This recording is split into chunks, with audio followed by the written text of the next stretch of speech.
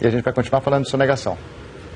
Exatamente, com a Thaís Herédia, ela já está aqui comigo, a gente continua falando sobre sonegação. Thaís, a sonegação, você me falava, claro, que além de gerar uma perda de arrecadação, provoca perda na qualidade de investimento do setor público. É uma conta caríssima para o país, então, né?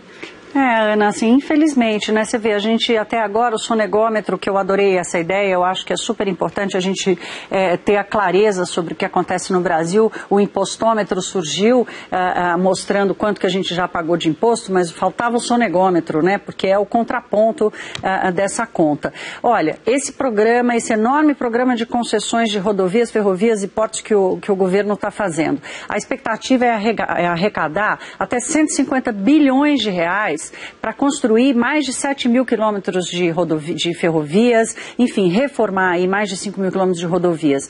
A gente sonegou até agora mais de 300 bilhões. Até o final do ano pode ultrapassar 400 bilhões. É um ralo de dinheiro que vai sumindo, né?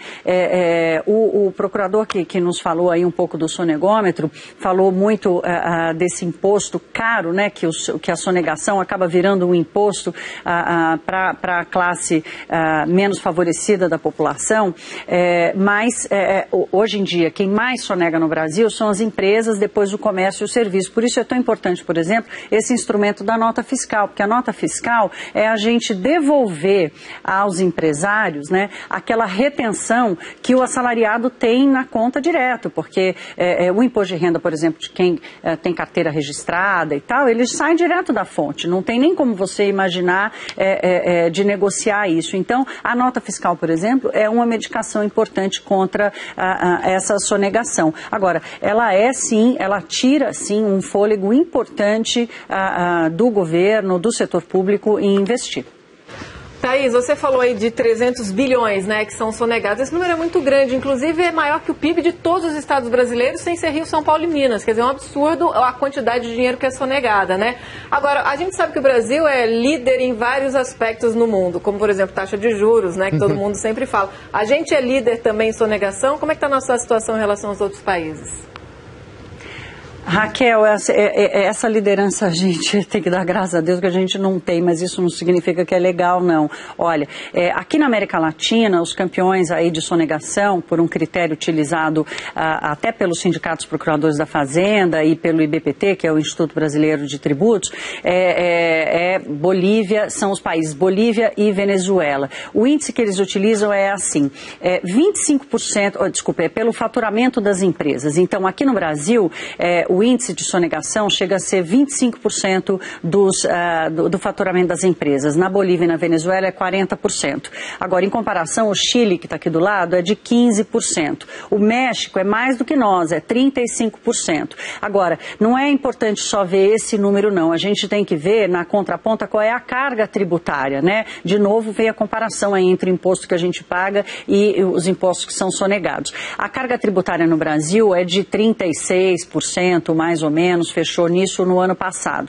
No Chile, que a sonegação é de 15% do faturamento das empresas, a carga tributária é de 20%.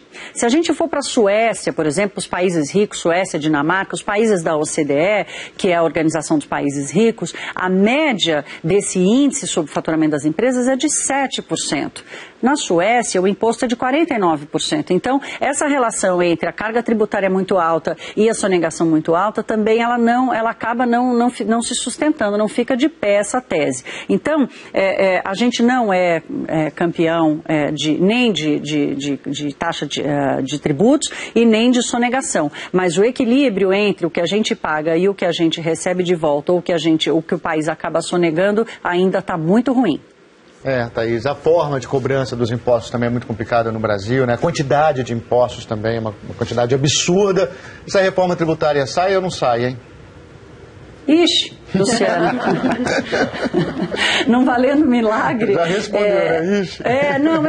Assim, eu acho que é muito difícil mexer nisso, né? É uma teia de aranha gigantesca. O que você falou não é só o tamanho da carga tributária, mas é a qualidade do recolhimento dos impostos, né? A gente vive um emaranhado de impostos, a gente vive um emaranhado de IS, né? Nas nossas contas, imposto sobre serviço, imposto sobre produtos importados, enfim, tem imposto sobre operações financeiras, tem 500 mil deles. Então, é a malha tributária brasileira que pesa muito. O governo, para a gente falar só de agora, do governo recente, porque essa luta pela reforma tributária é uma luta antiga no Brasil, vem tentando mudar, por exemplo, a cobrança do ICMS, que é a mais, enfim, polêmica de todos os impostos cobrados no Brasil, e é também um indutor da chamada guerra fiscal, né, que os estados ficam aí brigando por esse imposto. A guerra fiscal, por exemplo, é também um indutor da sonegação entre os estados e os municípios. Então, a reforma tributária, ela sempre foi feita no Brasil pelas bordas. Agora estão tentando mexer um pouquinho no ICMS,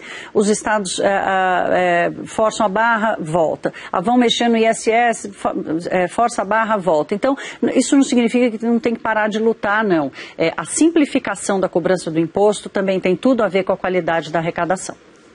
Sem dúvida, o Brasil ainda tem muita lição de casa a fazer, né, Thaís? Obrigada, até a próxima.